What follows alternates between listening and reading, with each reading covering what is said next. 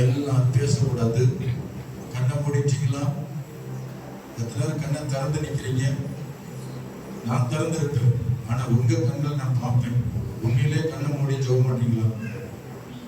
இந்த வசனத்துக்காக ஜெபம் பண்றீங்களா? தாகத்தோடு உணர்வு பேசணும். இந்த ஞாயிற்றுக்கிழமையில ஏதேன் தோட்டத்துல தேவனாய் கர்த்தர் உலாவினார். சபை என்பது ஒரு தோட்டம் தான், ஆவிக்குரிய தோட்டம். அதுல கர்த்தர் உலாவுகிறார். அவரை நாம் தேடி வந்திருக்கிறோம் என்று பயபக்தியோடு சன்னிதானத்தை காணப்படணும். அங்கெங்கும் உங்க மனசை சேர விடாதீங்க. ஒழுக்கம் முக்கியம். ஆண்டுடைய சமூகத்தில் அடங்கியிருப்பது நல்லது. வெளியிருக்கிறவங்கள உள்ள வந்து தயவு செய்து அமருங்க. தேவ சமூகத்துல நீ அமராவிட்டால் வாழ்க்கையில பரிதாபம் தான். கொடுக்கப்பட்ட நேரம் கொஞ்ச நேரம், அதுல ஒன்னால உட்கார முடியல, என்ன கர்த்தரை ஆஸ்வதிக்க முடியாது. தேவ சமூகத்தில் அமர்ந்திருங்க. கர்த்தருடைய வார்த்தை கவனிங்க. கால கடைசி காலம், வசனம் கிடைக்காத பஞ்சங்கள் வரும். அடிக்கடி பிரசங்கம் நடக்காது. ஒரு அரை மணி நேரம் 3/4 மணி நேரம் பிரசங்கம் தான். அந்த நேரத்தை பிரயோஜனப்படுத்துங்க. உங்க செவிகளை திறந்து வைங்க. கண்களை மூடி ஜெபம் பண்ணுங்க. ஹல்லேலூயா. நல்மேய்ப்பரே, நம்பிக்கையே, நானும் உந்தன் ஆட்டுக்குட்டி. நல்மேய்ப்பரே, நம்பிக்கையே, நானும் உந்தன் ஆட்டுக்குட்டி. உம்மைத்தானே பின்தொடர்ந்தே, உம் தோளில் நான் இருப்பேன். உம்மைத்தானே பின்தொடர்ந்தே, உம் தோளில் நான் இருப்பேன். துதித்து துதித்து மகிழ்ந்து புகழ்ந்து தூயவர் உம்மை நான் பாடுவேன். துதித்து துதித்து மகிழ்ந்து புகழ்ந்து தூயவர் உம்மை நான் பாடுவேன். மகிமையும் நம்பிக்கையே பாடினாத என் இயேசுயா, உம்மை நம்போ பக்தி கொண்டேன். உலகத்தில் வெற்றி கொண்டேன். பிதாவே, எங்களை தாழ்த்துகிறோம்.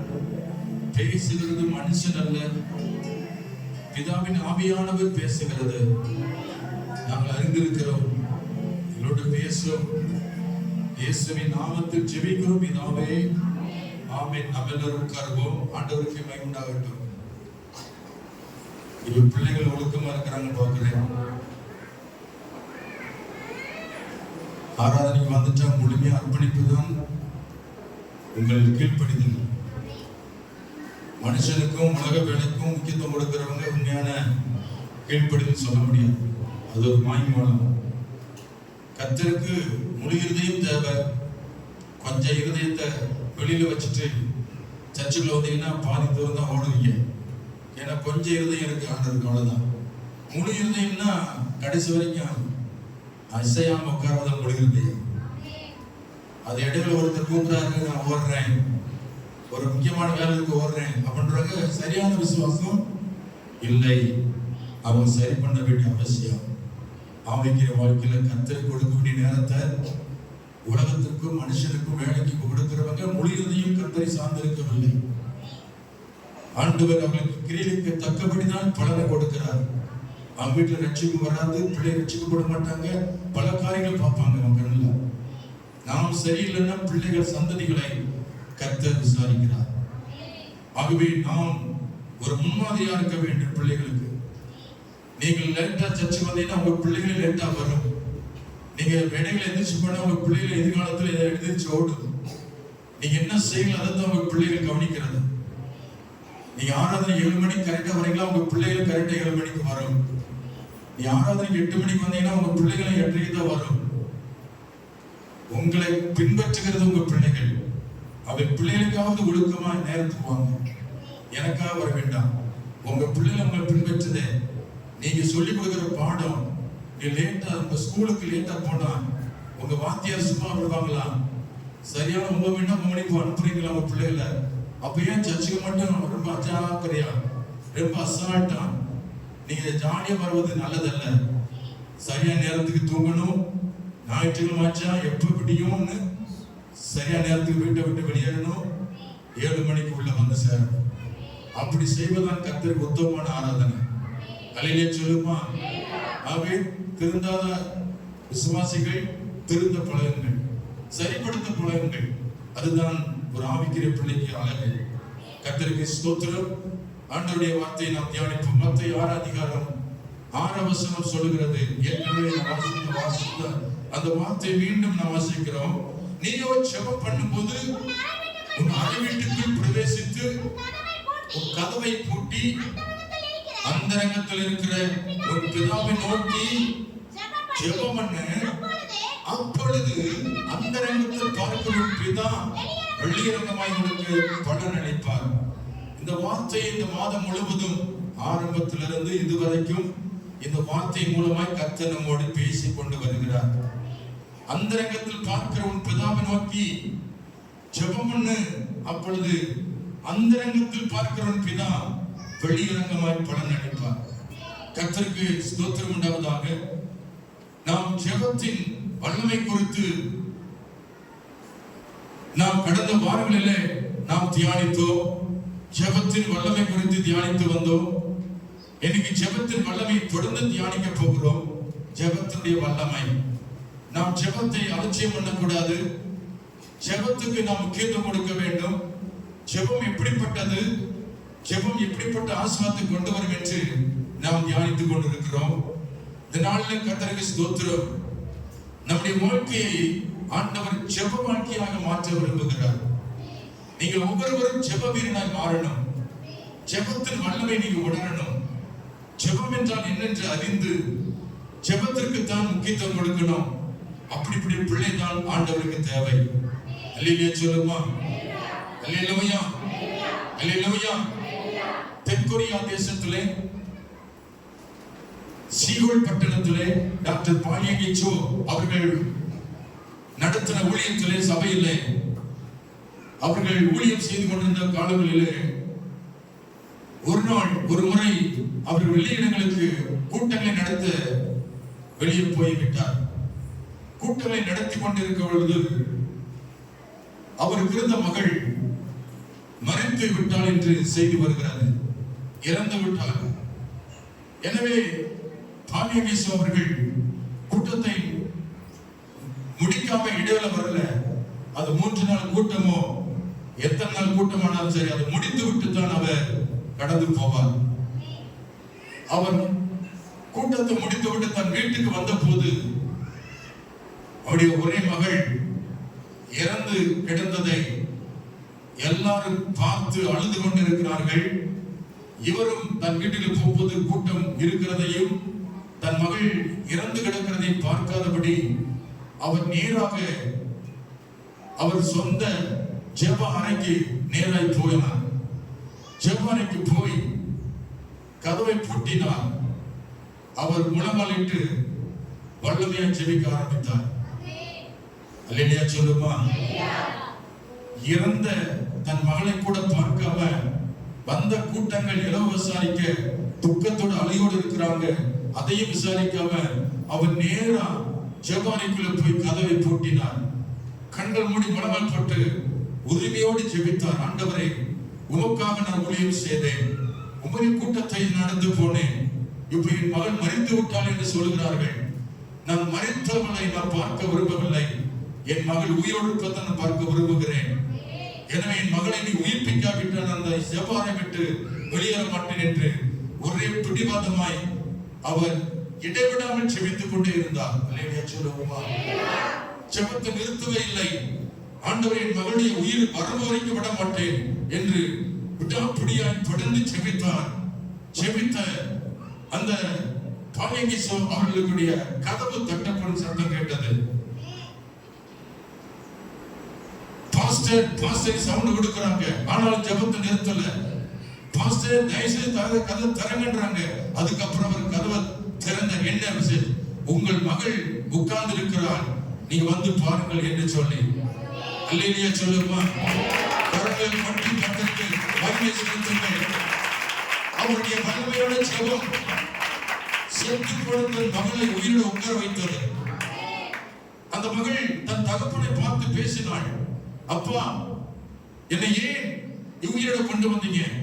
நான் சந்தோஷமா இருந்தேனே, என் அப்பா தேவனோடு நான் உலாவி கொண்டிருந்தேன், அந்த மகிழ்ச்சியான இடத்தை விட்டு இப்ப மறுபடியும் பூமிக்கு என்னை கொண்டு வந்தீங்களே அப்படின்னு சொன்னார்களா? அல்லேலூயா சொல்லுமா. அல்லேலூயா அல்லேலூயா. ஜெபத்தின் வல்லமையை உணர்ந்தவர் டாக்டர் பால்யாகிசோ. ஜெபத்தின் மூலமாக அந்த தேசம் ஒரு பெரிய எழுப்புதலை கண்டதான். அவருடைய சபையில கர்த்தருக்கு ஸ்தோத்திரம் 10 லட்சம் ஜனங்கள் தேவனை கூடி ஆராதிக்கிற ஒரு இடமா இருந்ததாம். அல்லேலூயா சொல்லுமா. அவருடைய சபையின் வளாகம் கார்களும் பைக்கு என்று சொல்லி 1 கிலோமீட்டர் 2 கிலோமீட்டர் தொலைவிலே நின்றிருக்குமா. கர்த்தருக்கு ஸ்தோத்திரம். ஜனங்கள் திரளான கூட்டங்களாய் அமர்ந்திருப்பார்களாம். காணிக்கை சேகரிப்பது அவர்கள் வரமாட்டார்களாம். வாகனத்தில் போய்த்தான் காணிக்கை சேகரிப்பார்களாம். திரள் வெள்ள கூட்டம் அவருடைய ஊழியத்தில் சபையில் இருந்ததை அவர் கண்கூடாக கண்டார் டாக்டர் பால்யாகிசோ. எப்படி இந்த சபை வளர்ந்தது கேட்டார். அவர் சொல்ற, ஜெபமே ஜெபமே வாழ்க்கையின் ஊழியத்தை மாற்றினது, ஜெபம்தான் என்னுடைய வாழ்க்கையை மாற்றினது சொல்லி அவர் ஜெபமலை ஏற்படுத்தி விசுவாசிகளை ஜெபிக்க வைத்தார். கை வைத்தியாமல் சொல்லுங்கள். அல்லேலூயா. நீங்களும் நானும் ஜெபித்தாவிட்டால் தேவ வல்லமை நாம் பார்க்க முடியாது. நீங்கள் ஜெபத்துல குறைவுள்ளதா இருக்கிறீர்கள். எனவே கர்த்தரோட பேசுகிறார், நீங்கள் ஜெபிக்கிற பிள்ளைகளா மாற வேண்டும். அல்லேலூயா சொல்லுவோமா. அல்லேலூயா. என்னுடைய கடைசி பேத்தியை நான் கவனித்து பார்த்தேன். லியா ஜாய் போன் பண்ணும் பொழுது மகன் பிரிஸ்கில்லா சொல்லுவாங்க, வருவேன் இந்த வாரம் வருவிப்பான், ஆனால் வரமாட்டாங்க. மறுபடியும் அடுத்த வாரம் கேட்பேன், இல்லப்பா எனக்கு டைம் இல்லை. ஆனா போன வாரத்துல நான் கடைசி பேத்தியோட பேசுற போது பாசமா பேசுறாங்க, எப்பப்பா ஊருக்கு வரேன்? நான் நாளைக்கு வந்துடுவேன். வெள்ளிக்கிழமை வியாழக்கிழமை போன் பண்றாங்க. அந்த பிள்ளை சொல்லுது 5 வயசு, நான் நாளைக்கு வந்துருவேன். அந்த பிள்ளை சொன்ன வார்த்தை மாதிரி கரெக்டா அந்த நாள்ல வந்தாங்க. உண்மையா உண்மை இல்லையா? இல்லையா சொல்லுமா. ஏன் அந்த பிள்ளை வார்த்தை கரெக்டா ஆண்டவர் வாக்கிய பண்ணான்னு பார்த்தேன். அவ பாடுகிற பாட்டை கவனிச்சு பார்த்தா அவ்வளவு அபிஷேகம். இல்லையா சொல்லுமா. காலையில சாயந்தரம் நேரம் கிடைக்கும் போது அந்த பாட்டுக்கு இவங்க தாயில போய் கவனிக்கலையோ, நைட்ல கார்ல வந்து இறங்குறாங்க, பாட்டு பாடிக்கிட்டே வீட்டுக்கு ஓடுது, மற்றெல்லாம் மும்மூடு போறாங்க, அவன் மட்டும் பாட்டு பாடிட்டு போறதை கவனித்தேன். அல்லேலூயா சொல்லுமா. செல்போனை நோண்டுவதை கவனித்தேன், என்ன பாட்டுன்னு கவனித்தேன். அதுல தானியேலை குறித்து சொல்லப்பட்ட கதை, அதை உற்று பார்த்து கொண்டிருப்பதை கவனித்தேன். எழுப்புதல் ஒரு சின்ன பிள்ளை மூலமாய் வரும், பெரியவங்க மூலமா வந்து சொல்ல முடியாது. ஒரு சிறு குழந்தை கூட எடுத்து பயன்படுத்துவார். அல்லேலூயா சொல்லுமா.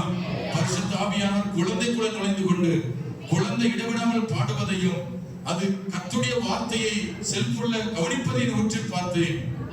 சங்கீதம் 8:2 ஆண்டவர் பேசினார், இதுதான் இந்த வார்த்தை நிறைவேறினதை பார்த்தேன். பகைஞரையும் பழிகாரனையும் அடக்கி போட்ட தேவனுடைய சத்துருக்கள் நிமித்தம் குழந்தைகள் பாலகர் வாயினால் பலன் உண்டு பண்ணினீர் என்று வேதம் சொல்லுகிறது. குழந்தைகள் பாலகர் வாயினால் பலன் உண்டு பண்ணினீர். உங்க சிறு பிள்ளைகள் ஜெபிக்க வைக்க வேண்டும். கை வைத்தியாமல் சொல்லுமா. உங்க சிறு குழந்தைகள் ஜெபிக்க வேண்டும். அந்த சிறு பிள்ளை நிமித்தம் அந்த குடும்பம் ஆசீர்வதிக்கப்படும். அல்லேலூயா சொல்லுமா. அல்லேலூயா அல்லேலூயா. ஜெபத்தின் வல்லமை உணர முடியும். நீங்கள் ஜெபிக்கிறவர்களாய் மாற வேண்டும். இயேசுவின் ஜெபத்தின் வல்லமை கவனித்து பாருங்கள். மத்தேயு 4:1 முதல் வாசிக்கிறோம். அவர் ஜெபிக்க ஒரு வனாந்தரம் இடத்திற்கு ஆவியானவரால் கொண்டு போகப்பட்டார். 40 நாளளவும் இரவு பகலும் உபவாசித்து ஜெபித்தார். கை வைத்தியாமல் சொல்லுவா. எத்தனை நாள் சொல்லுங்க? எத்தனை நாள் சொல்லுங்க? தண்ணி குடிச்சாரா? சோறு சாப்பிட்டாரா? அப்பம் சாப்பிட்டாரா? மீன் சாப்பிட்டாரா? அல்லேலூயா. நீங்க எப்படி இருக்கீங்க? காலையில சாப்பாடு, மதிய சாப்பாடு, நைட்டு சாப்பாடு, சாப்பாடு தாராளமா வரும். இயேசுநாதருக்கு எல்லாமே இருந்துச்சு. இருந்தாலும் அவர் வாயை கட்டினார், வயிற்றை கட்டினார். 40 நாள் உபவாசம் இருந்தார். அந்த 40 நாள் உபவாசம் இருந்து விட்டு அவர் ஸ்தோத்திரம் அல்லேலூயா சொல்லுமா. அவர் மெதுவா அந்த டயர்டா சரீர களைப்போடு அவர் நடந்து வருகிற பொழுது ஒரு சாத்தான் எதிர்கொண்டு வருகிறார். Praise Lord. அல்லேலூயா. சாத்தான் வருவதை இயேசு கண்டார். மத்தேயு 4:1 முதல் 11 வசனங்கள் வரைக்கும் இருக்கு. அவர் உபவாசத்தை ஜெபித்த உடனே அவர் மேல் இந்த வல்லமை உணர்ந்தார். அந்த வல்லமை கிரியை செய்தது. சாத்தான் சொன்னான், நீ தேவனுடைய குமாரனானால் இந்த கல்லுகளை அப்பமாபடி சொல்லும். ஏன் அப்படி கேட்டான்? இயேசுவுக்கு பசி. ஆமென்.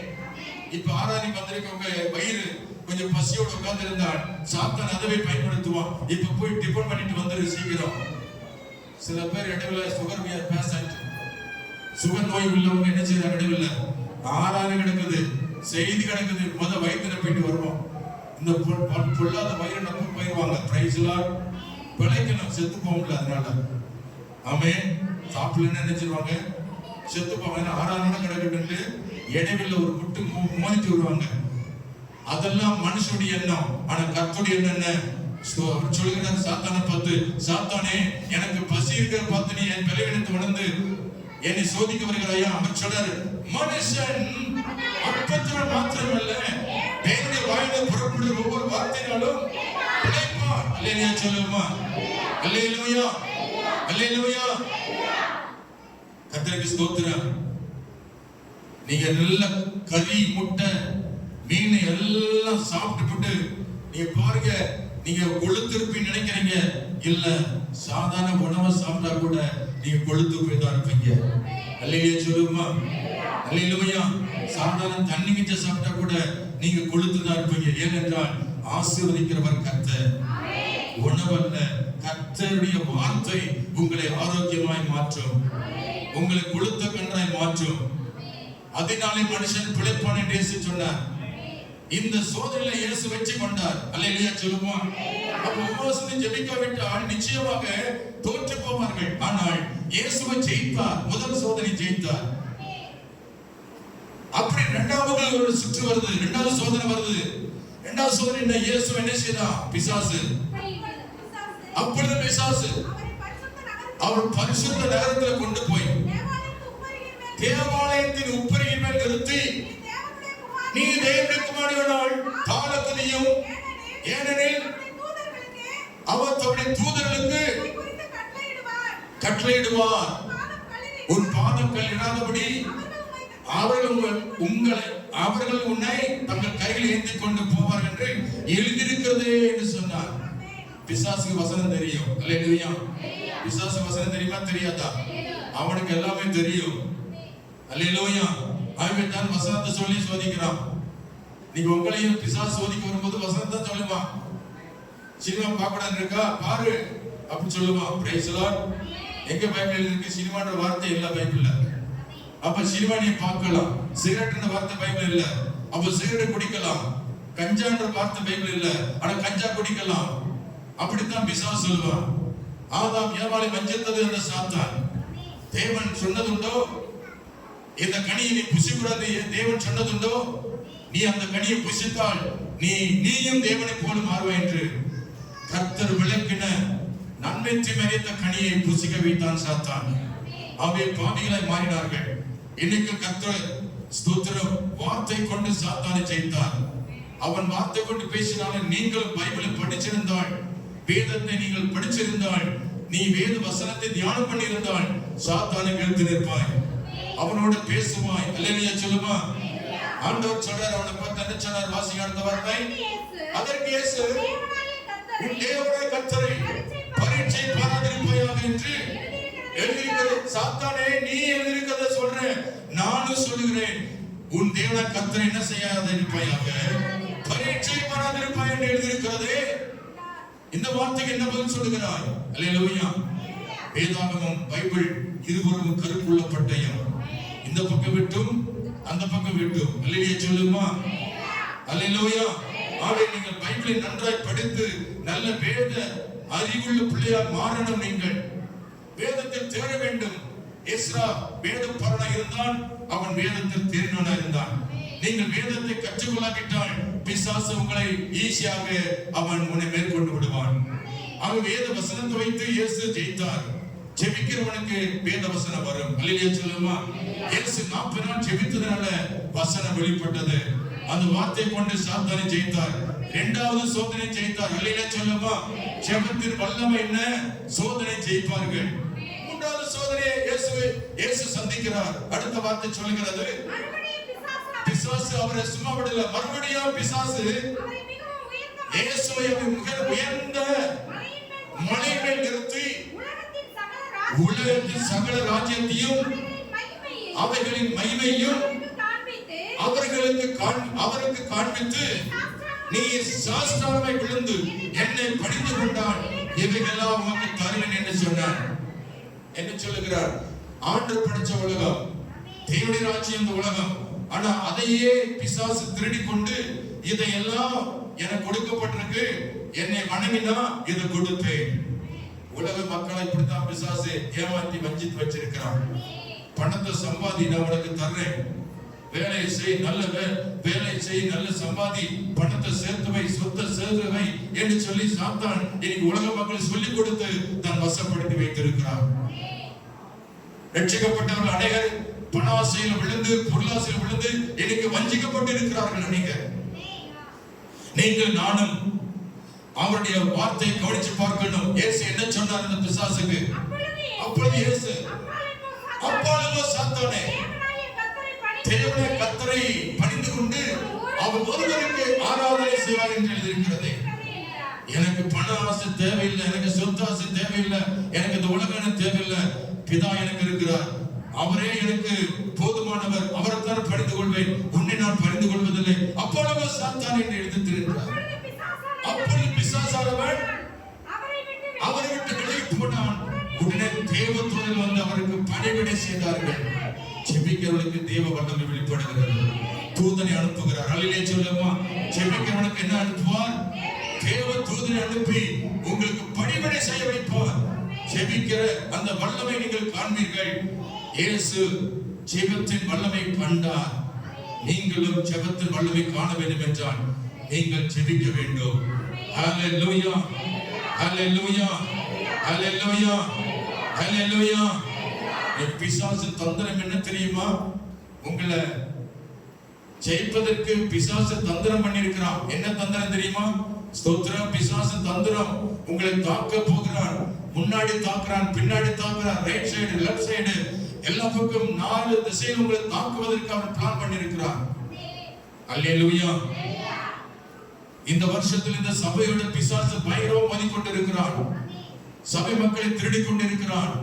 சபை பாதிக்கப்பட்டிருக்கிறது. ஏன்? கர்த்தருக்கு ஸ்தோத்திரம். சாத்தானுடைய தாக்குதல் எனக்கு தீவிரமா நடந்து கொண்டிருக்கிறது. சபை பாலடிக்க, சபையில பிரிவினை உண்டாக்க, சபைக்கு வர விசுவாசிகளை தந்திரமாய் திருட எனக்கு சாத்தான் எனக்கு சபைக்கு வரமாய் போராடி கொண்டிருக்கிறான். இனி வந்திருக்கிற உங்களை கூட திருட நினைக்கிறான். கை உயர்த்தி அமைச்சு சொல்லுமா. நீங்கள் அவனுடைய வலையில் சிக்கிக் கொள்ளாதபடி சாத்தானை எடுத்து நிற்கணும். அப்பாலுக்கோ சாத்தானே என்று இயேசு கடிந்து கொண்டார். யாக்கோபு 4:7 வாசிக்கிறோம். ஆகையால் தேவனுக்கு கீழ்ப்படிந்திருங்கள், பிசாசு எதிர்த்திருங்கள், அப்பொழுது அவன் உங்களை விட்டு ஓடி போவான். வாயில சொல்லணும், போ பிசாசே, இயேசுவின் நாமத்தில் சொல்லுங்க. இயேசுவின் நாமத்தில் அப்பாலுக்கோ சாத்தானே சொல்லுங்க. வாய் திறந்து. பேயில ஓடும், பிசாசுல ஓடும். நீங்க சொல்லாம இருக்கிறனால பேய் விளையாடுது உங்களோட. அப்பொழுது சாத்தான் இயேசு சொன்ன மாதிரி சொல்லுங்க. என்னை விட்டு போ சாத்தானே, என் குடும்பத்தை விட்டு வெளியே போ சாத்தானே, என்னை விட்டு வெளியே போ சாத்தானே. ஹalleluya. இந்த வார்த்தைக்கு அவன் கீழ்ப்படிந்து போய்தான் ஆகணும். இயேசுவின் நாமம் சொன்னாலே அவன் கீழ்ப்படிந்து ஓடணும். ஹalleluya. பேய்கள் ஓடணும், பிசாசு ஓடணும், நோய்கள் மறையணும், இயேசுவின் நாமத்தில் அற்புதம் நடக்கணும். ஹalleluya. உன் நாமம் சொன்னால் போதும், பேய்கள் ஓடுதையா. உன் நாமம் சொன்னால் போதும்,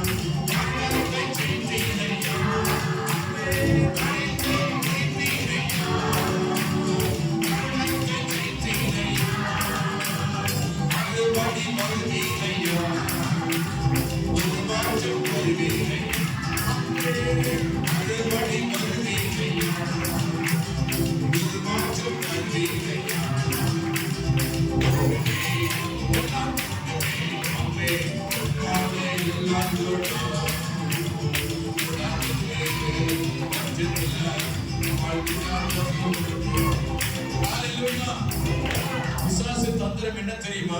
முதலாவது உங்கள் ஜெபத்தை நிறுத்த வேண்டும். அவன் திட்டம் அதுதான். நீங்கள் ஜெபிக்க கூடாது. அல்லேலூயா சொல்லுமா. நேரடியாக தாக்குகிறான், மறைமுகமாக உங்களை தாக்குகிறான். தாக்க அவன் திட்டமிட்டு இருக்கிறான்.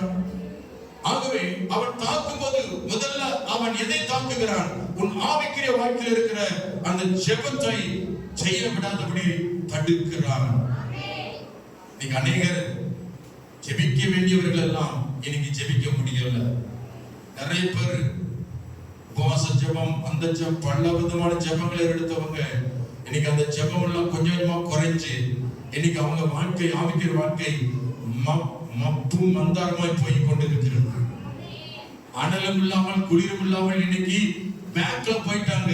முன்னாடி போக வேண்டியவங்க ஜெப வாழ்க்கை பின்னாடி போய் கொண்டிருக்கிறதை ஆவியானவர் எனக்கு உணர்த்துகிறார். அல்லேலூயா. தெரிந்து கொள்ளப்பட்டவங்க, எப்பொழுது ஜெபித்துக் கொண்டிருந்தவங்க பேக்ல போயிட்டாங்க. பிசாசு அவனை தாக்குகிறான். நீ ஜெபித்தானே உனக்கு ஜெயம் கிடைக்கும். முதல்ல உன் ஜெபத்தை நிறுத்துகிறேன். ஜெபத்தை நிறுத்துவான். ஆமென். எல்லாத்தையும் ஜெய அனுமதிப்பான். சாப்பிடுறியா சாப்பிடு, வேலை செய்யறியா வேலை செய். அல்லேலூயா. பாவம் செய்யறியா செஞ்சுக்கோ, எது வேணாலும் செய்ய விட்டுருவான். ஆனா ஒண்ணு மட்டும் அவனுக்கு பிடிக்காது. என்ன பிடிக்காது சொல்லுங்க? எது அவனுக்கு பிடிக்காது? யாருக்கு பிடிக்காது சொல்லுங்க? பக்கத்துல சாத்தானுக்கு ஜெபம் பிடிக்காது. நீ எப்படி? உனக்கு ஜெபம் பிடிக்குமா? பிடிக்காதா? பிடிக்கலன்னா பிசாசு இருக்கா? அல்லேலூயா, அல்லேலூயா, அல்லேலூயா. ஜெபிக்கிறவர்கள் தான் தேவ வல்லமை பார்ப்பார்கள். அல்லேலூயா. ஜெபிக்கிறவர்கள் தான் வாழ்க்கையில வெற்றி பெறுவார்கள். உன் வாழ்க்கையில ஜெபம் தடைபடுவதனால அதனால எத்தனை விளைவுகளை சந்திக்கிறீர்கள் தெரியுமா? பல விளைவுகளை சந்திக்கிறீங்க. Praise the Lord. ஆமென் சொல்லுமா. ஏன்னா பிசாசு எதை தடுக்கிறான்? ஜெபத்தை தடுத்த உடனே வாழ்க்கையில என்ன நடக்கும் தெரியுமா? குடும்பத்துக்குள்ள சமாதானம் இருக்காது. கணவனுக்கு மனைவிக்கு ஒற்றுமை இருக்காது. அல்லேலூயா சொல்லுமா. குடும்பத்தில் அவர்கள் விளைவு அதுதான். உங்க வீட்டுல பிள்ளைகளுக்குள்ள ஒற்றுமை இருக்காது. ஜெபத்தை தடை பண்ணனால உங்க வீட்டுக்குள்ள சமாதானம் எடுபட்டு போகிறது. கணவன் மனைவிக்குள்ள பிரிவினை உண்டாகிறது.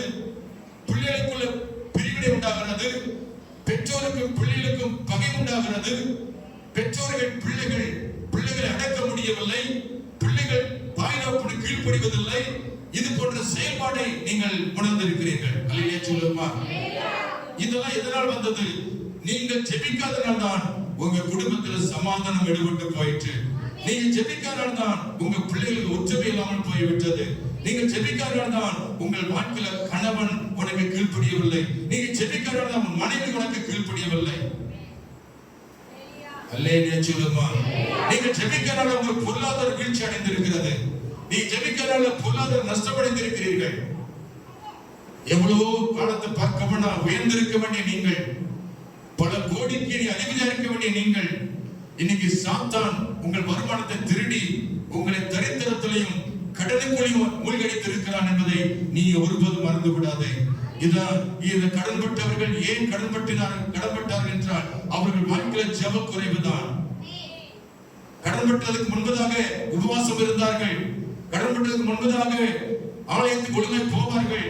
கடன்பட்டதுக்கு முன்பதாக கர்த்தருக்கு ஸ்தோத்திரம் பல ஜெபங்களில் பங்கு பெற்றார்கள். இரவு ஜெபத்திலும் உபவாச ஜெபத்திலும் 12 ஜெபத்திலும் 24 ஜெபத்திலும் எல்லா ஜெபத்திலும் பங்கு பெற்ற போது அவர்கள் கடன் இல்லாமல் வாழ்ந்தார்கள். அல்லேலூயா சொல்லுமா. ஆனால் எப்பொழுது ஜெபத்தை மறந்தார்களோ, உலகத்தின் பின்னே ஓடினார்களோ, வேலை என்று ஓடினார்களோ, கடனுக்கு ஆளானார்கள். ஏனென்றால் ஜெபத்தை தடை பண்ணுகிறது உன் வேலை. அல்லேலூயா. பண ஆசை எல்லாத்தையும் வைக்கும். நீ பணத்தை தேடி ஓடிக்கொண்டிருக்கிறாய், ஆனா ஜெபத்தை அலட்சியம் பண்ணி விட்டாய். ஆகவே நீ என்ன ஓடினாலும் கடனாத்தான் இருக்கிறது. ஏனென்றால் நீ ஜெபிக்காதனால சாத்தான் உன் வருமானத்தை தொட்டு விட்டான், உன் வருமானத்தை நஷ்டத்தை உண்டாக்கி விட்டான். நீ ஜெபிக்காதனால வாழ்க்கையில ஐஸ்வர்யம் வரவில்லை, நீ இன்னும் மேல போக முடியவில்லை, ஜெபத்தின் வல்லமை நீ காண முடியவில்லை. ஜெபத்தை அலட்சியம் பண்ணுகிறாய். உலக வேலை எனக்கு முக்கியம், பண ஆசை எனக்கு முக்கியம், குடும்பம் தான் முக்கியம், எனக்கு தேவன் இரண்டாவது, ஜெபம்ல இரண்டாவது என்று ஓடிக்கொண்டிருக்கிறாயே. உன் வாழ்க்கையில எப்படி சமாதானம் இருக்கும்? உன் வாழ்க்கையில எப்படி ஐஸ்வர்ய சம்பத்து ஏறும்? உங்களை ஆராய்ந்து பாருங்கள். நீ ஜெபத்தின் வல்லமை பார்க்க முடியலன்னா உன் வாழ்க்கையில் ஆசீர்வாதம் வராது, சமாதானம் கிடைக்காது, பிள்ளைகளுக்கு உச்சம் இருக்காது, உன் தொழில நஷ்டம் வரும், வாழ்க்கையில நிம்மதி இருக்காது, பணம் இருந்தாலும் நிம்மதி இருக்காது. ஏன்? ஜெப குறைவுதான். சாத்தான் ஜெபத்தை தடை பண்ணி விட்டான். இதுதான் முதல் தந்திரம், சாத்தானுடைய தந்திரம். உங்க வாழ்க்கையில நீங்க ஜெபிக்காம எப்ப பார்த்தா தூங்கிக் கொண்டிருக்கிறீர்கள். சிலர் விசாரிக்கும் பொழுது எப்பொழுதும் தூக்கத்தில் இருக்கிறாங்க. தூக்கம் தான் முக்கியமா இருக்கிறது, ஜெபத்துக்கு முக்கியத்துவம் கொடுக்கிறது இல்ல. ஒரு விசுவாசி ஒரு நாளைக்கு 1 மணி நேரமா ஜெபிக்கணும். கை வைத்தியாம சொல்லுமா? ஒரு விசுவாசி ஒரு நாளைக்கு என்ன செய்யணும்? 1 மணி நேரமாவது ஜெபிக்கணும். இயேசு சொன்னாரு, நீங்க என்னோடு கூட 1 மணி நேரமாவது விழித்திருக்க கூடாதான்னு சொன்னார். சீசர்கள் தூங்கி தூங்கி விழுந்தார்கள். உங்கள் தூக்கத்தை குறைத்து கொடுங்கள். 7 மணி நேரம் தூங்கினா போதும், டைம் பார்த்து தூங்குங்கள். அல்லேலூயா. அதுக்கு மீறி தூங்கினா அது சாத்தானுடைய நித்திரை மயக்கம். அளவுக்கு மிஞ்சி தூங்குறவர்கள் சோம்பலினால் தூங்குவது, இது சாத்தான் கொடுக்கிற அந்த சோதனை. Praise Lord. அல்லேலூயா. எவ்வளவு நேரம் தூங்குறோம்? நைட்ல நான் டயத்தை நோட் பண்ணி தான் தூங்க ஆரம்பிப்பேன். 9 மணிக்கு தூங்குறேன்னா கரெக்டா ஆவியான எழுப்பிடுவார். 3 மணிக்கெல்லாம் எழுப்பிடுறாரு. 9 மணிக்கு தூங்குனா 3 மணிக்கு எந்திரிச்சு எவ்வளவு நேரம் தூங்குறோம் சொல்லுங்க? 6 மணி நேரம் போதுமானது. இதுக்கு மிஞ்சி நீங்க டயத்தை நோட் பண்ணி தூங்கி பாருங்க, எவ்வளவு நேரம் தூங்கி கிடக்குறீங்க. தூங்கி தூங்கி தூங்கி வீட்டை எடுத்து, நாட்டை எடுத்து, வாழ்க்கையை எடுத்து, இயேசுவை துக்கப்படுத்தி, கர்த்தரை துக்கப்படுத்தி, உங்க வாழ்க்கையும் குடும்பத்தையும் துக்கப்படுத்தி உங்களை குறித்து புரணி பேச ஆரம்பிச்சாங்க. அல்லேலூயா சொல்லுமா? இந்த மனுஷன் எப்ப பார்த்தாலும் ஹலோ ஹலோ ஹலோ இருக்கீங்களா? அல்லேலூயா அல்லேலூயா. தூங்குறான்னு சொன்னா ரோசமுந்திரன் என்ன போய் தூங்குறான்னு சொல்லிட்டான். ஒரு கண்ணாடி போட்டு தூங்கினார். அவர் கண்டுபிடிச்சிட்டாங்க, என்னையா தூங்கினேன்? நான் கண்ணாடி போட்டது என்ன? நான் தூங்குற மாதிரி தெரியுதா? நான் தூங்கல, ஆனா தூங்குறது உண்மைதான். சபையில தூக்கம், வீட்டுல தூக்கம், ஜெபம் பண்ணும்போது தூக்கம். எப்ப தூக்கம் தான் அதிகமா இருக்கு மனுஷனுக்கு. அல்லேலூயா சொல்லுமா? தூங்கணும், ஆனா தூங்க கூடாது. அல்லேலூயா சொல்லுமா? தூங்க வேணாம்னு சொல்லல, ஒரு நேரம் காலம் இருக்கு. தூங்குறதுக்கு ஒரு 1/2 மணி நேரம் ஒதுக்குங்க, 7 மணி நேரம் கூட ஒதுக்குங்க. அதுக்கு மேல நீங்க அதிகமா தூங்குனீங்கன்னா விசுவாசி கடன் கொடுத்துட்டோம். ஆமென் சொல்லுங்க. அல்லேலூயா. விசுவாசிகள் 1 மணி நேரமாவது என்ன செய்யணும்? விழித்திருந்து ஜெபிக்கணும். அல்லேலூயா சொல்லுமா? அல்லேலூயா அல்லேலூயா. ஆகவே ஜெபத்தினால், ஜெபம் தடைபட்டதுனால வாழ்க்கையில பல விதமான நஷ்டத்தை அடைகிறீங்க, பல சோதனைக்குள்ள நீங்கள் சிக்கிருக்கீங்க. அதெல்லாம் நீங்க மீண்டு வரணும்னா விட்ட ஜெபத்தை மறுபடியும் நீங்க தொடரணும். இல்லையா சொல்லுமா? விட்ட ஜெபத்தை, விட்ட முழுகிற ஜெபத்தை, விட்ட நீங்க உபவாச ஜெபத்தை மறுபடியும் தொடர்ந்தாதான் உங்களுக்கு இழந்ததை அவர் திருப்பி கொடுப்பார். அல்லேலூயா. நீ இழந்ததை மறுபடியும் பெற்றுக் கொள்வாய். இழந்த சமாதானத்தை, இழந்த பணத்தை, இழந்த வீட்டை, இழந்த நகைய எல்லாவற்றையும் மீட்டுக் கொள்வாய். நீ ஜெபிக்கல, இருக்கிறது அடகு போகும், வீடே ஒத்திக்கு போயிடும், வீடு இன்னொரு கைக்கு போயிடும். அல்லேலூயா சொல்லுமா? அல்லேலூயா அல்லேலூயா. பொருள் நஷ்டம் அடைவீர்கள். அந்த நஷ்டத்துக்கு ஆளாகாமல் இருக்கணுமா? சாத்தானை ஜெயிக்கணுமா? ஜெபத்தில் வல்லம் உணரணுமா? ஜெபிக்கிறவளாய் மாறுங்கள். சாத்தானை ஜெயிக்கிறதுக்கு ஒரே ஒரு ஆயுதம் ஜெபம்தான். உங்க முழங்கால் நின்று ஜெபிச்சீங்கன்னா தூக்கத்தை நாவி ஓடி போயிடும், சோம்பல் நாவி ஓடி போயிடும், பெருவினம் ஓடி போயிடும், வியாதி உன்னை விட்டு மறையும். அல்லேலூயா. உன்னை தாக்கின எல்லா சோதனைகளும் உன்னை விட்டு விலகி ஓடும். நீ அதை மேற்கொள்வாய். ஜெபத்தின் வல்லமை உணர்வாய். கர்த்தர் உன்னோடு இருப்பார். ஹalleluya, ஹalleluya, ஹalleluya. ஆமா, சாத்தான் எல்லாத்தையும் செய்ய அனுமதிப்பான், ஆனா ஜெபத்தை மட்டும் விட மாட்டான். அதை நீங்க தந்திரமா இருந்து அவனை ஜெயிக்கணும். கிறிஸ்துவுக்கு நீங்கள் எப்பொழுதும் வெற்றி சிறக்க பண்ணணும். கர்த்தர் உனக்கு வெற்றியை தருவார். தோல்வி சாத்தானுக்குரியது, வெற்றி உங்களுக்குரியது. ஹalleluya. இதுவரைக்கும் உன்னை தோற்கடித்தவன் அவன் சீக்கிரமாய் அவன் தோற்று போவான். உங்க தலை உயரும், கர்த்தர் உங்கள் தலை உயர்த்தி வைப்பார். ஹalleluya. எப்பொழுது நீங்கள் ஜெபிக்க ஆரம்பிக்கும் பொழுது அந்த வல்லமை வெளிப்படும். ஹalleluya, ஹalleluya. குடும்ப பிரச்சனை கொண்டு வருவான். அடுத்து வேலை செய்யும் தளத்துல உங்களுக்கு வேலை பார்க்கிறவங்களுக்கு கீழ்ப்படிய மாட்டாங்க. இது எதனால? சாத்தானுடைய தாக்குதல். உன் ஜெபத்தின் குறைவினால வேலை செய்ய தளத்துல உனக்கு நிம்மதி இல்லை, வேலை செய்ய இடத்துல உனக்கு திருப்தி இல்லை, நீ செய்ய நினைக்கிறது அங்க தடைபடுகிறது. அல்லேலூயா சொல்லுமா. பிசினஸ் தடைபடுகிறது, விவசாயத்தில் தடைபடுகிறது, மிருக ஜீவன்கள் அது பழுக பெருக மாட்டேங்குது. இதுக்கெல்லாம் காரணம் பிசாசுடைய சோதனை தான். நீங்கள் ஜெபித்தால் இந்த வேலை ஸ்தலத்துல நீங்கள் பார்க்க வேலையில கர்த்தர் உங்களை உயர்த்தி வைப்பார். ஹalleluya. ஜெபத்தின் வல்லமை உணர்வீர்கள். நீங்கள் ஒரு மணி நேரமா ஜெபம் பண்ணிட்டு உங்க வேலைக்கு போங்க, உங்க பிசினஸ் செய்யுங்க. அப்பொழுது பாருங்க கர்த்தருடைய வல்லமை விளங்குவதை நீங்கள் பார்ப்பீங்க. ஹalleluya, ஹalleluya. அடுத்து மூன்றாவது, உங்கள் ஜெபம் பண்ணனால வந்த விளைவு என்னவென்றால் போக்குவரத்துல தடை உண்டு பண்ணுவான். பைக்கை பஞ்சர் ஆக்குவது, வண்டி திடீர்னு போகும்போது நின்று போவது, உங்கள் பைக் போகும்போது விபத்துகளை ஏற்படுத்துவது, இது போன்ற செயல்பாடு நீங்கள் ஜெபிக்காதனால ஏற்படுகிறது. கை வைத்து அமைச்சு சொல்லுமா. நிறைய பேர் ஆக்சிடென்ட் ஆகி சாகுறாங்களே, அதற்கு காரணம் என்ன? ஜெபத்தின் குறைவுதான். சாத்தான் ஜெபத்தை நிறுத்தி விட்டான். ஆகவே போகும்போது உங்களுக்கு ஆபத்து வருகிறது, போகும்போது நீங்கள் செத்து போகிறீர்கள், போகும்போது பல விதமான ஸ்தோத்திரம் தடைகளுக்கு நீங்கள் ஆளாகி விடுகிறீர்கள். கர்த்தர் உன் போக்கை வருத்தி ஆசீர்வதிப்பார் அல்லவா? அல்லேலூயா. அப்படி நீங்கள் என்ன செய்யணும்? நன்றா ஜெபித்து விட்டு தான் புறப்படணும். நன்றா ஜெபித்து விட்டு போகும்போதுதான் அந்த ஜெபத்தின் வல்லமை நீர் பார்க்க முடியும். வாகனத்தை நீங்க ஓட்ட மாட்டீங்க, கர்த்தரை ஓட்டி செல்வார். ஹalleluya. நீங்கள் நடந்து போவீங்க, இயேசு உன்னை தோளில் சுமந்து போவார். கர்த்தருடைய வல்லமை உணர்வீர்கள்.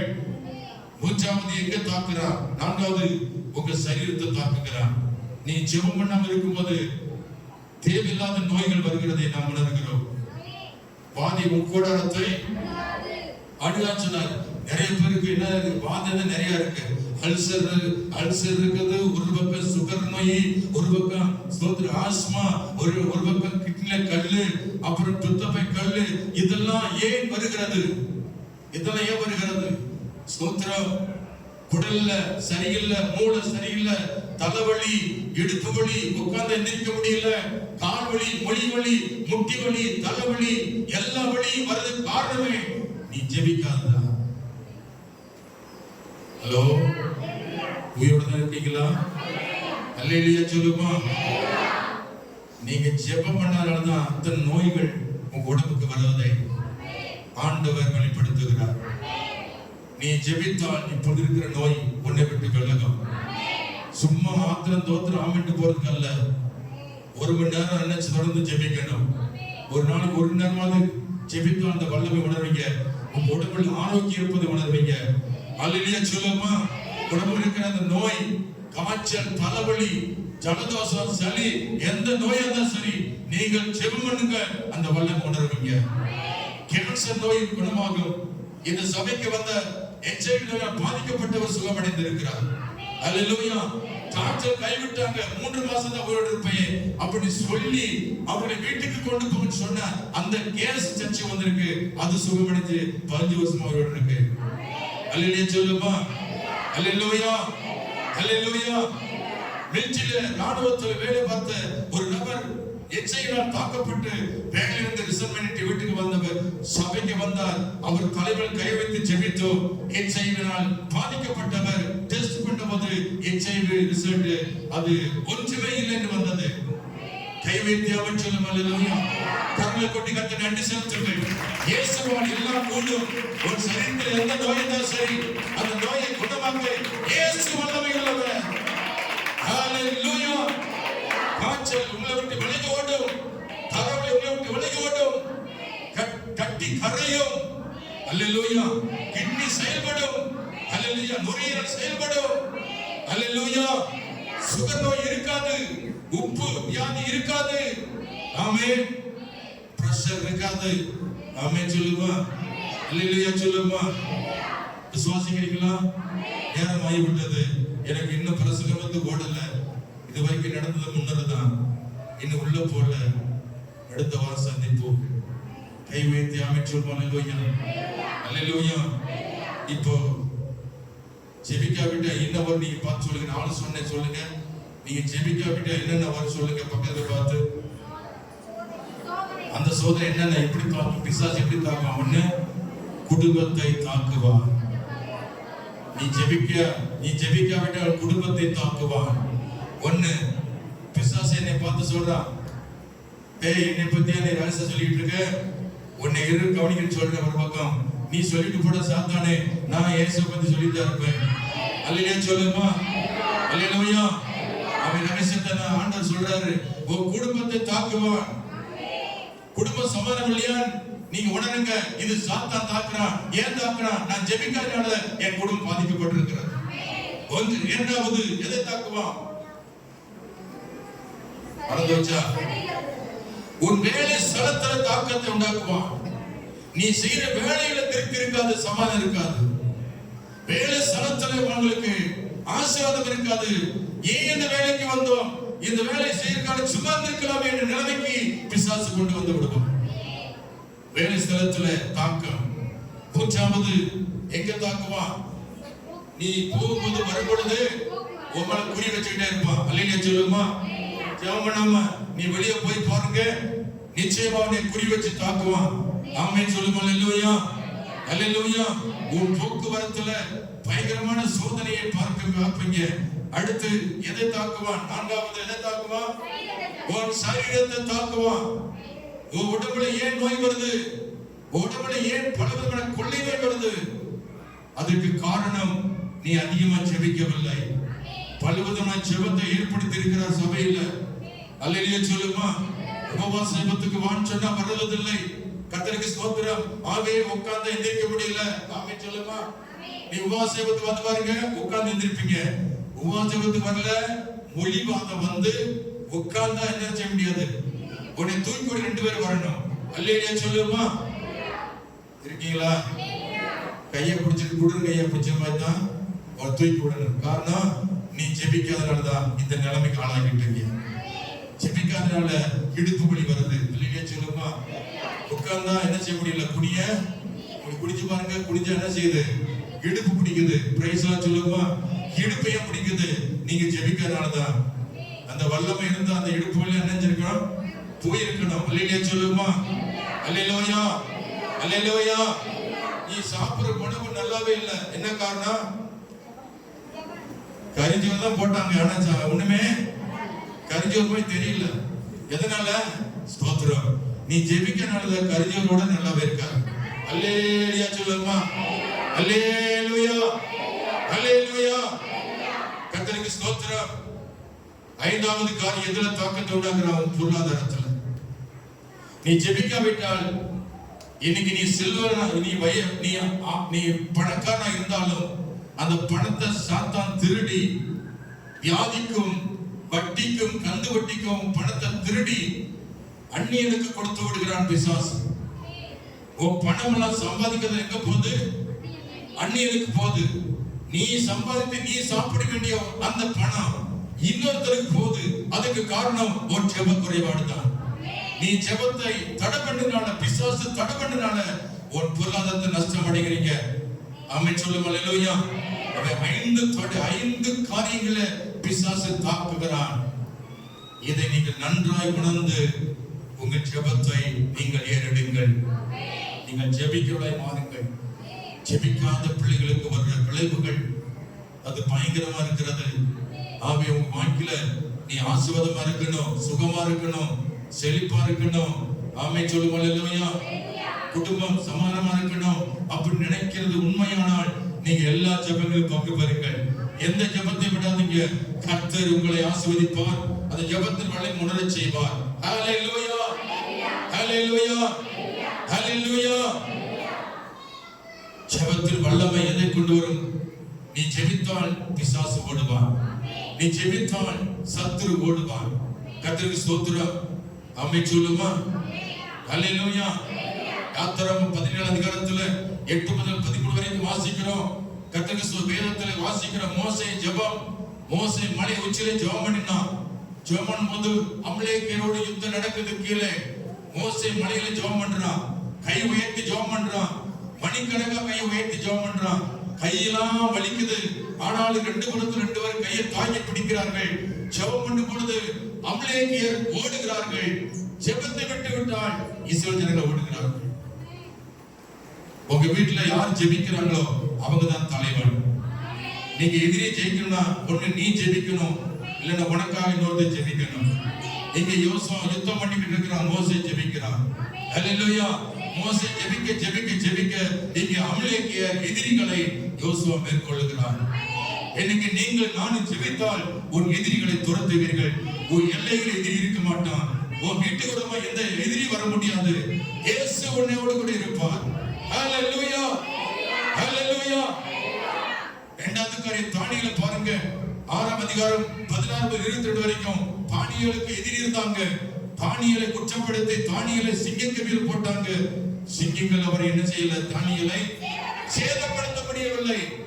ஏன் அப்படி? தானியேலை ஏன் சேதப்படுத்த முடியல? உங்க வீட்டுல சுற்றிலும் சிங்கம் இருக்கு. அந்த சிங்கம் இருந்தாலும் நம்ம சேதப்படுத்த முடியாது. காரணம் நீங்க ஜெபிக்கிற பிள்ளை. ஜெபிக்கிற பிள்ளை எந்த சிங்கமும் காண முடியாது. தானியேலை தூக்கி போட்டாலும் சிங்கங்கள் ஒரு சேதப்படுத்த முடியல. யாரால இவன் தூக்கி போடப்பட்டானோ தானியேலை தூக்கி எடுத்து இவனை தூக்கி போடுறதுக்கு காரணமா இருந்த எதிரிகளை சிங்கக்கவியில் தூக்கி போட்டாங்க. 22 வசனம் சொல்லுகிறது. தானியேல் 6ஆம் அதிகாரம் 22 வசனம் சொல்லுகிறது. சிங்கங்களை சேதப்படுத்தாதபடிக்கு தேவன் தம்முடைய தூதனை அனுப்பி அவைகளை வாயை கட்டினார். அதேனென்றால் அவருக்கு முன்பாக நாம் குற்றமற்றவனாய் காணப்பட்டு ராஜாவாகிய உமக்கு முன்பாகவும் நான் நீதிகேடு எதுவும் செய்யவில்லை என்று சொன்னான். அப்பொழுது ராஜா தன்னின் மிகவும் சந்தோஷப்பட்டு தானியேலை கெபியிலிருந்து தூக்கிவிடச் சொன்னான். அப்படியே தானியேல் கெபியிலிருந்து தூக்கிவிடப்பட்டான். அவன் தன் தேவன் பேரில் விசுவாசித்திருந்தபடியால் அவர்கள் ஒரு சேதமும் காணப்படவில்லை. அல்லேலூயா சொல்லுவோமா? எத்தனை பேர் விசுவாசிக்கிறீர்கள்? அல்லேலூயா. உங்களை சிங்கக்குள்ள தூக்கி போடுறது, கரடிக்குள்ள தூக்கி போட்டாலும் சரி, கரடிகளும் உங்களை பாம்புகளுக்குள்ள தூக்கி போட்டாலும் சரி, பாம்புகள் உங்களை கடிக்காது, கடி உன்னை சேதப்படுத்தாது, சிங்கங்களை சேதப்படுத்த முடியாது. அது ஜெபத்தின் வல்லமை. ஏன் தானியேலை சேதப்படுத்த முடியல? தானியேலின் புத்தகம் 6:10 வாசிக்கிறோம். தினமும் 3 வேளை ஜெபித்தான், தினமும் 3 வேளை ஜெபித்தான், தினமும் 3 வேளை ஜெபித்தான். அந்த ஜெபத்தின் வல்லமை சிங்கங்கள் சேதப்படுத்த முடியவில்லை.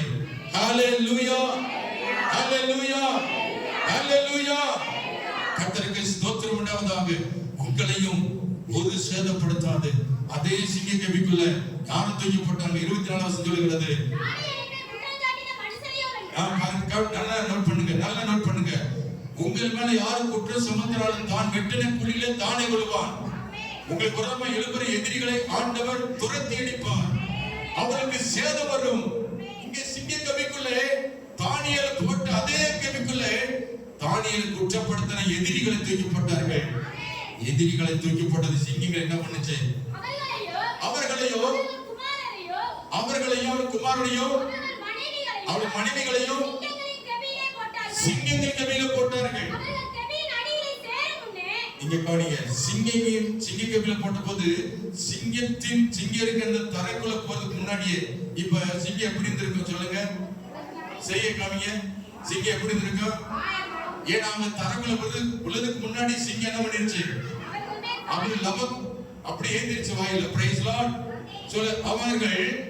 அவர்கள் கெபியின் அடியில பாருங்க, கெபியின் அடி, சிங்க நின்ற காலடி, கெபியின் அடி. அல்லேலூயா சொல்லுங்க. சிங்க நின்ற காலடியில அவங்க விழுறதுக்கு முன்னாடி அந்த எதிரிகள் சிங்கங்கள் வாயை பிளந்து கொண்டு எதை முறிச்சு போட்டது? நீங்க வாயில சொல்லுங்க, உன்னை எலும்பு முறிச்சிடுவேன்னு. இங்க பார்த்தா நொறுங்கி போட்டது சிங்கங்கள். உங்களுக்கு விரோதமா வருகிற எதிரிகளுக்கு இந்த கதிதான். அல்லேலூயா சொல்லுமா. உங்களுக்கு விரோதமா வருகிற எதிரிகளுக்கு இதே கதிதான் வரும். அவை பயப்படாதீங்க. நீங்க எதிரிகளுக்கு பயப்பட வேண்டாம். ஒன்று செய்யுங்க. ஜெபத்தின் வல்லமை காண நீங்க நன்றா ஜெபிங்க. உங்க எதிரிகளை கர்த்தர் துரத்தி அடிப்பார்.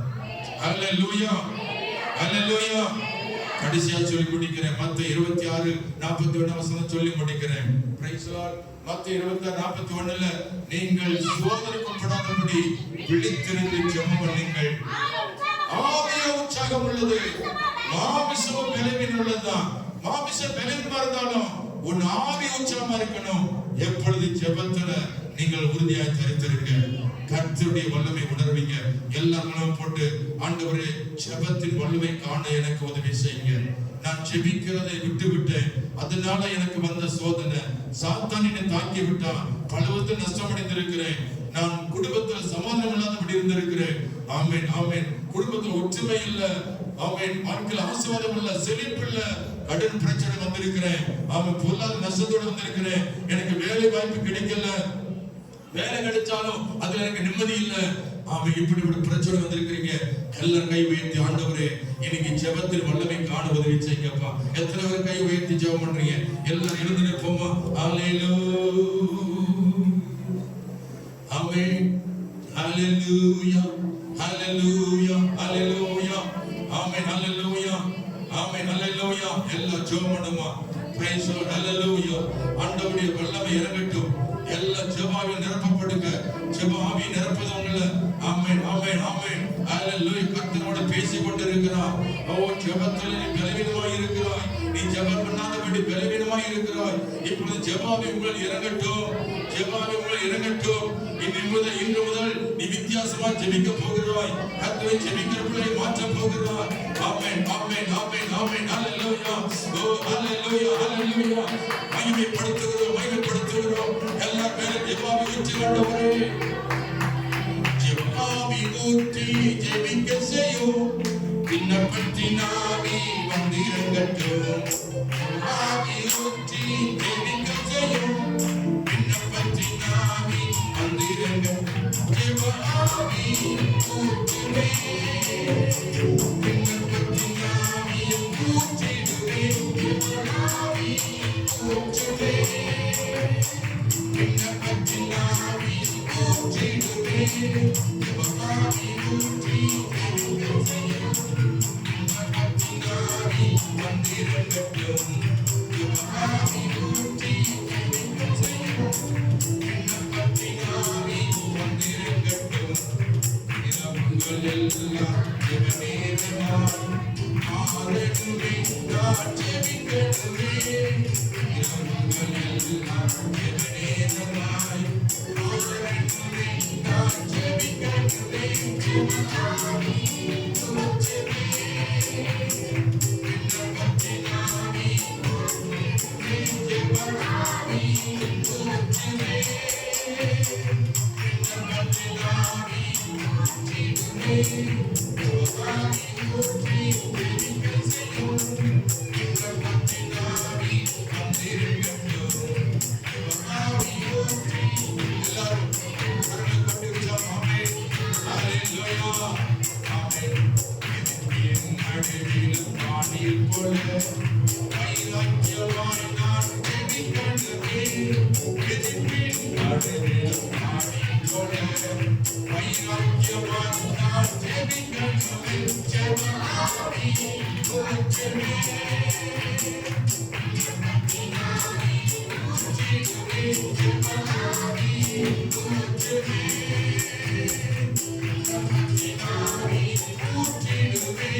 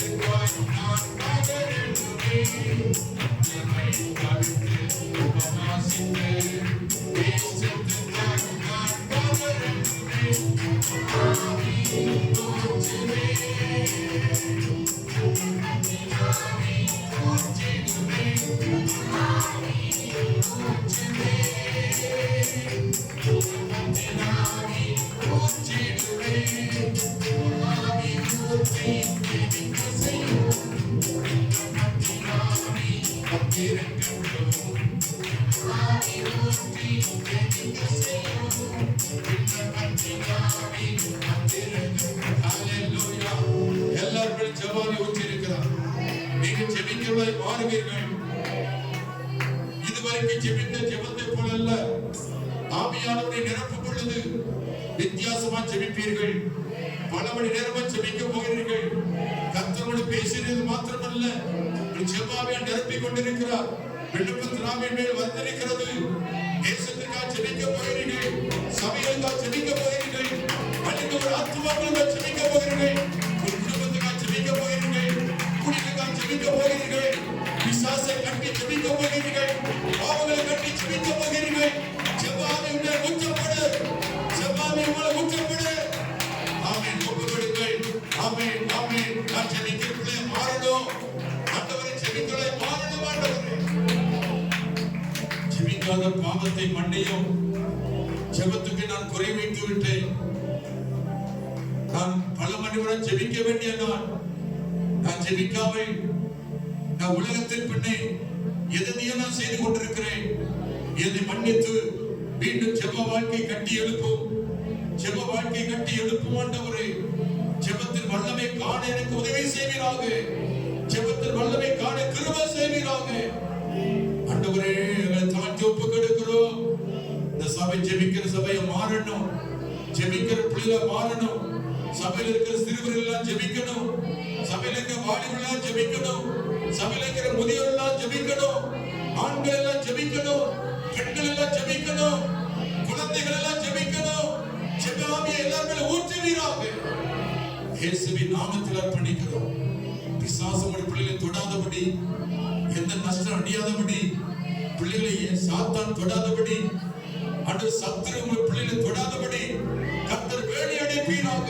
இந்த பிள்ளைகள் வாழ்ந்திருக்கவும், சமாதானமாக இருக்கவும், செழிப்பாக இருக்கவும், நீர் அழைத்திருக்கிற பிள்ளைகளை சுகமாய் வாழ்ந்திருக்கவும் கர்த்தர் கிருபை தரும்படியாக ஜெபிக்கிறோம். ஆண்டவரை மகிமைப்படுங்கப்பா. உடைய சாட்சிகளை பிள்ளைகள் நிறுத்துங்க. இயேசு கிறிஸ்துவின் நாமத்தில் ஜெபிக்கிறோம் நல்ல பிதாவே. ஆமென். என் ஆத்துமாவே கர்த்தரை ஸ்தோத்திரி. என்னுடைய பரிசுத்த நாமத்தை ஸ்தோத்திரி. என் ஆத்துமாவே கர்த்தரை ஸ்தோத்திரி. கர்த்தர் செய்த சகல உபகாரங்களை மறவாதே. ஆமென். நம்முடைய கர்த்தராகிய இயேசு கிறிஸ்துவின் கிருபையும் பிதாவாகிய தேவனுடைய அன்பும் பரிசுத்த ஆவியானவருடைய ஐக்கியமும் சந்தோஷமும் சமாதானமும் நம்முடைய கர்த்தருடைய வருகை மட்டும் சதா காலம் இருப்பதாக. ஆமென். ஹல்லேலூயா. ஹல்லேலூயா. ஹல்லேலூயா. கர்த்தர் உங்களை ஆசீர்வதிப்பாராக. யாவர் சமாதானத்தோடு செல்வோம். Praise the Lord. ஹல்லேலூயா.